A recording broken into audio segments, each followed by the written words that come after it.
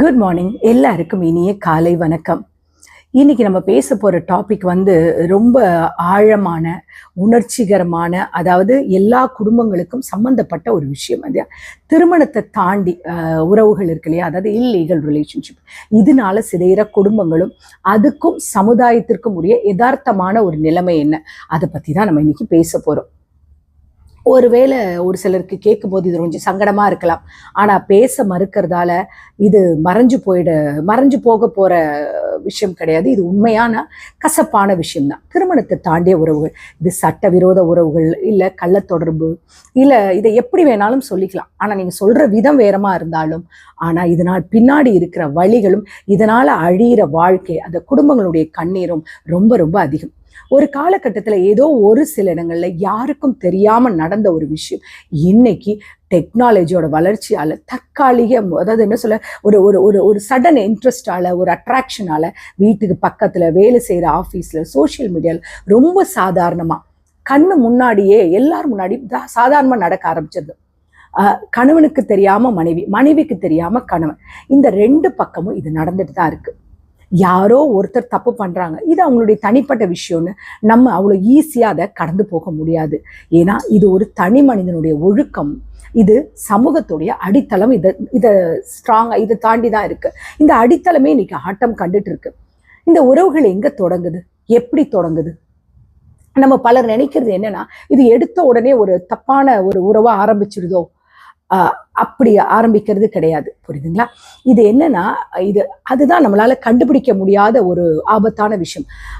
அலுவலக சூழல், அதாவது ஆஃபீஸ் ஸ்பேஸ், ஒரு நாளைக்கு 8 to 10 hours அவங்க அந்த ஆஃபீஸில் ஸ்பெண்ட் பண்ணுறாங்க, ஒன்றா வேலை பார்க்குறாங்க. வீட்டில் இருக்கிற நேரத்தை விட ஆஃபீஸில் ஒர்க் பண்ணுற நேரம் அவங்களுக்கு அதிகம். அங்கே வர சின்ன சின்ன பாராட்டுக்கள், அப்புறம் டீ குடிக்கும் போது அது சின்ன கேப்பில் பேசுறது, வீட்டில் இருக்கிற ப்ராப்ளம்ஸை ஷேர் பண்ணும்போது கிடைக்கிற அந்த ஒரு எமோஷ்னல், ஒரு தற்காலிக ஆறுதல், அப்புறம் அது ஸ்லோவாக அது ஒரு அட்ராக்ஷனாக மாறிடுது. பக்கத்து வீடு இல்லைன்னா ஒரு ஃப்ரெண்ட்ஷிப்னு வச்சுக்கோங்களேன், அந்த ஒரு ஃப்ரெண்ட்ஷிப் வட்டம் இருக்கலாம். அங்கே பார்த்தீங்கன்னா நம்ம டெய்லி பார்க்குற ஒரு நபர், அவர்கிட்ட வீட்டுக்காரர்கிட்ட இல்லாத ஏதோ ஒரு அட்ராக்ஷன் அந்த பக்கத்து வீட்டுக்காரர்கிட்ட இருக்கிற மாதிரி நமக்கு தோணும். அவர் நம்ம கிட்ட கேர் பண்ணுறது, அவர் நம்மளை புரிஞ்சுக்கிற விஷயம், நம்ம கிட்ட பேசுகிற அன்பான விஷயம் நம்மளை ஒரு விதமான ஒரு மாயையான ஒரு வலைக்குள்ள நம்ம கொண்டு போய் சிக்குது. இதுதான் ஃபர்ஸ்ட் டாட். அடுத்து சோசியல் மீடியா, முகம் தெரியாத மனிதர்கிட்ட இருந்து வர லைக், கமெண்ட், ஒரு இன்ஸ்டாகிராம் ஆர் ஒரு வாட்ஸ்அப் சாட், இது நைட் முழுக்க நம்ம அவங்க கிட்ட பேசுகிற அந்த கான்வர்சேஷன், இது ஆரம்பத்தில் இதெல்லாம் ஜஸ்ட் ஒரு ஃப்ரெண்ட்ஷிப்பாக தான் இருக்கும். ஆனால் அந்த போர்வையில் ஆரம்பிக்கிற விஷயம், அவங்க கேட்டால் சொல்லுவாங்க, நாங்கள் எதுவும் தப்பாக பண்ணலையே, நாங்கள் ஃப்ரெண்ட்ஷிப் தான், உங்கள் பார்வை தான் தப்பாக இருக்குன்னு சொல்லி அவங்க தனக்குள்ளே ஒரு நியாயத்தை கற்பழிப்பாங்க. ஆனால் ஒரு கட்டத்துக்கு பிறகு அது துணைகள் கிட்ட அதை மறைக்கும் போது தான் அங்கே ஒரு ஏமாற்றம் வருது. மொபைலுக்கு பாஸ்வேர்டு போடுறதுலேருந்து ஃபோன் வந்தால் பயந்து நடுங்கிற ஒரு வாழ்க்கை வரைக்கும் ஒரு நிம்மதியற்ற ஒரு நரக வாழ்க்கை ஆரம்பிச்சிருது இல்லையா? குடும்பங்களை சந்திக்கிற பாதிப்புகள், வழிகளும் இருக்கு இல்லையா? இதை நம்ம என்னைக்காவது நினைச்சு பார்த்துருக்கோமா? ஒருத்தர் மேல ஒருத்தர் உயிரே வச்சுட்டு உலகமே அவங்க தான் சொல்லி வாழ்ந்துட்டு இருக்கிற ஒரு கணவனுக்கோ அல்லது ஒரு மனைவிக்கோ தன்னுடைய துணை இன்னொருத்தர் கூட தொடர்பு இருக்குன்னு தெரிய வரும்பொழுது அவங்க மனநிலைமை எப்படி இருக்கும் தெரியுமா? அது வெறும் ஒரு ஏமாற்றம் கிடையாது, அது ஒரு மரண அடி. நம்பிக்கை துரோகம்ன்றது ரொம்ப சாதாரண காதல்ல இல்லை ஒரு அரேஞ்ச் மேரேஜில் நடக்கிற அந்த ஒரு நம்பிக்கைன்ற ஒரு கயிறை மட்டும் ஹோல்ட் பண்ணி தான் ரெண்டு உறவுகள் கட்டுறாங்க இல்லையா? அந்த நம்பிக்கை ஒரு முறை உடைஞ்சிருச்சுன்னா அது உலகத்துல வேற எந்த ஒரு கம்மை வச்சும் ஒட்ட வைக்க முடியாது இல்லையா? துரோகம் செய்யப்பட்ட நபர் அதுக்கப்புறம் யாரையுமே நம்ப மாட்டாங்க இல்லையா? அவங்களுடைய சுயமரியாதை சுக்குநூறா அந்த இடத்துல உடைஞ்சு போயிடுது. ஒரு அவங்களுக்குள்ளே ஒரு கேள்வி கேட்க ஆரம்பிச்சவங்க, எனக்குள்ள என்ன குறை இருக்கு, நான் நல்லா இல்லையா, எனக்குள்ள ஏன் இப்படி என்னை ஏமாத்துனாங்க அப்படின்னு அவங்களுக்குள்ளேயே ஒவ்வொரு நிமிஷமும் சித்திரவதை பண்ணிக்கிட்டே இருக்கு. தினசரி ஒரு நரக வாழ்க்கைக்குள்ள இருப்பாங்க. சந்தேகம் அந்த வீட்டுக்குள்ள நுழைஞ்சிடுச்சுன்னு வச்சுக்கோங்களேன். கணவன் ஃபோன் பேசினாலும் மனைவிக்கு பயம், மனைவி லேட்டா வந்தாங்கன்னா கணவருக்கு ஒரு பயம். இந்த மாதிரி ஒரு சந்தேகத்துல ஆரம்ப சண்டை, அழுக, கூச்சல், சில நேரங்கள்ல இது வேற கொடுமையான முடிவுகளுக்கு கொண்டு போய் விட்டுருது. நம்ம எவ்வளவு கேள்விப்படுறோம், தினமும் செய்தித்தாள்கள் எவ்வளவு நியூஸ் பண்ற, கள்ளக்காதலாளுக்கு கணவனை கொலை, மனைவியை கணவன், இந்த மாதிரி ஒரு கதை மாதிரி நம்ம கேட்டுட்டு இருக்கோம். பட் இது கதைகள் கிடையாது, நம்ம சமுதாயத்துல நடந்துட்டு இருக்க நிஜ விஷயங்கள். இந்த தப்பான உறவுகளால அதிக பாதிக்கப்படுறது யாரு தெரியுமா? எந்த தப்பும் செய்யாத அந்த குழந்தைகள் தான். யாருமே அந்த குழந்தைகளை யோசிக்கிறதே, அந்த குழந்தையோட எதிர்காலத்தை யோசிக்கிறது. பெற்றோர் மீறாத விட அந்த குழந்தைகள் அம்மாவுக்கும் அப்பாவுக்கும் உள்ள இந்த ரிலேஷன்ஷிப்பை கேட்கும் பொழுது அந்த குழந்தைக்கு அவங்க மேல உள்ள ரெஸ்பெக்டை இழந்துரு. அந்த பிஞ்சு மனசுல இருக்கிற ஒட்டுமொத்த உலகமும் இடிஞ்சு விழுந்துரு. தான் அப்பாவையோ அம்மாவையோ ஒரு ஹீரோவாக ஒரு ஹீரோயினாக பார்த்துட்டு இருந்த குழந்தை அவங்கள வெறுக்க ஆரம்பிச்சிருது இல்லையா? மன உளைச்சலுக்கு உண்டாகி எதிர்காலத்தை பற்றின ஒரு பயமும் அந்த குழந்தைக்குள்ள வந்துடும். சைக்கலாஜிக்கல் ட்ராமான்னு சொல்லுவாங்க. அதாவது தினமும் நடக்கிற சண்டை, வீட்டில் அப்பா அம்மாவும் பேசிக்கிறது, அவங்க 2 பேரும் பிரிஞ்சுக்கிறது, சுற்றி இருக்கிற சொந்தக்காரங்க, ஸ்கூலில் இருக்கிறவங்க பேசுகிற பேச்சு, இதெல்லாம் அந்த குழந்தைய மனநோயாளி மாதிரி ஆக்கிடுது. அவங்களால படிப்புல ஒரு கான்சென்ட்ரேட் பண்ண முடியாது. ஒரு அதிர்ச்சியான உண்மை என்ன தெரியுமா?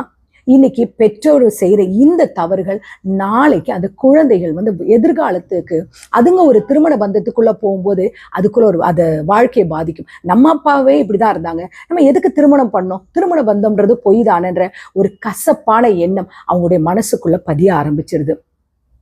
இதனால குழந்தைகளுடைய எதிர்காலம் பாதிக்கப்படுது. அவங்க வளர்ந்த பிறகு கூட ஒரு நிலையான ஒரு ஆரோக்கியமான ஒரு உறவை கொண்டு போறது கூட அவங்க பயப்படுவாங்க. நல்ல குடும்ப சூழ்நிலை கிடைக்காம பல குழந்தைகள் திசை மாறி போயிடுறாங்க. இதுவும் அதுக்கு ஒரு காரணமாகுது. சரி, ஃபியூச்சர் சொசைட்டின்னு சொல்றோம் இல்லையா? அது எதிர்கால சமுதாயம் இப்படியே போனா எப்படிதான் இருக்கும்? இன்னும் ஒரு 10-20 வருஷத்துல நம்ம எதிர்கால சொசைட்டி எப்படி இருக்குன்னு கொஞ்சம் யோசிச்சு பாருங்களேன். நினைச்சாலே பயமா இருக்குதானே இல்லையா? குடும்பம்ன்ற அந்த ஒரு அமைப்போட அந்த அழிவு ஆரம்பிச்சிருது. கலாச்சாரம் சேஞ்ச் ஆயிடுது. பண்பாடுன்றது அப்படி நம்ம சொல்லிட்டு இருக்கிற விஷயங்கள் எல்லாமே அழிஞ்சு போயிடுது. குடும்பம்ன்ற ஒரு சிஸ்டம் சுத்தமா டோட்டலே மறைஞ்சிடும். ஏன்னா அந்த கூடே மறைஞ்சிது. இந்த இல்லீகல் ரிலேஷன்ஷிப் அதிகமாகும் பொழுது திருமணம்ன்றது ஒரு ஒப்பந்தம் மாதிரி ஒரு ஒப்பந்தம் மாதிரி ஆயிடுது. பிடிச்சா வாழலாம், பிடிக்கலன்னா இன்னொருத்தர் கூட போயிடலாம் அப்படின்ற ஒரு கலாச்சாரம் வந்துடுது. அதிகரிக்கிற விவாகரத்துக்கள், டிவோர்ஸ், அப்புறம் பார்த்தீங்கன்னா கோர்ட்ல இன்னைக்கு விவாகரத்துகள் குவிஞ்சு கிடக்குது. அதுல ஒரு 70% ஆஃப் கோர்ட்ல என்னன்னா எக்ஸ்ட்ரா மேரிட்டல் அஃபேர்ஸால தான் காரணம்ன்றது ஆயிடுது. எதிர்காலத்துல கல்யாணம் பண்ணிக்கணும் பயப்படுற மாதிரி ஒரு தலைமுறை உருவாயிட்டு இருக்கு. லிவிங் ரிலேஷன்ஷிப் தான் ரொம்ப ஈஸியா இருக்கும். பிடிச்சா வாழலாம், பிடிக்கலன்னா போயிடலாம், எந்த ஒரு கமிட்மெண்ட் இல்லாம ஜாலியா இருந்துட்டு போயிடலாம். ஏன்னா எங்களுக்கு எந்த பொறுப்பும் கிடையாது, துரோகம் பண்ணா கேட்க மாட்டாங்க. டிவோர்ஸ்ன்னு சொல்லிட்டு கோர்ட்டுக்கு அலைய வேண்டாம், அன்வான்டா அவங்க யாருக்கும் கணக்கு கொடுத்துக்கிட்டு என்னுடைய உழைப்புகளை கொடுத்துக்கிட்டு எதுக்கு வாழ்க்கை முழுக்க ஒருத்தவங்களுக்கு பதில் சொல்லணும்ன்ற அவசியம் கிடையாதுன்ற ஒரு தைரியம் வந்துடுது. ஒரு சமூகத்துல குடும்ப உறவுகள் சிதையும் பொழுது குடும்பம் எப்படி சொல்றது, அந்த சமுதாயமே டோட்டலா மாறுது. ஒரு ஒழுக்க நெறியில இல்லாத ஒரு பிறக்கிற குழந்தைகள் எப்படி ஒரு நல்ல பிள்ளைகளா வளரும் இல்லையா? மொத்த சொசைட்டியுமே ஒரு விதமான சுயநலத்தோட மன அழுத்தத்தோட தான் வாழ ஆரம்பிச்சிருவாங்க இல்லையா? ஸோ இந்த மாதிரி விஷயத்துக்குள்ள கடைசியா நான் ஒண்ணுதான் சொல்லி முடிக்க விரும்புறேன். நம்மளுடைய வாழ்க்கையில இன்னைக்கு ரொம்ப ஆழமா யோசிக்க வேண்டிய ஒரு முக்கியமான ஒரு டாட் இருக்கு. என்ன தெரியுமா? இந்த social media, WhatsApp, Instagram, Facebook, YouTube, இதுல வர உறவுகள் எப்படிப்பட்டது தெரியுமா? வெறும் ஒரு 5 நிமிஷம் எடிட் பண்ணப்பட்ட ஒரு அழகான வீடியோ மாதிரி தான்.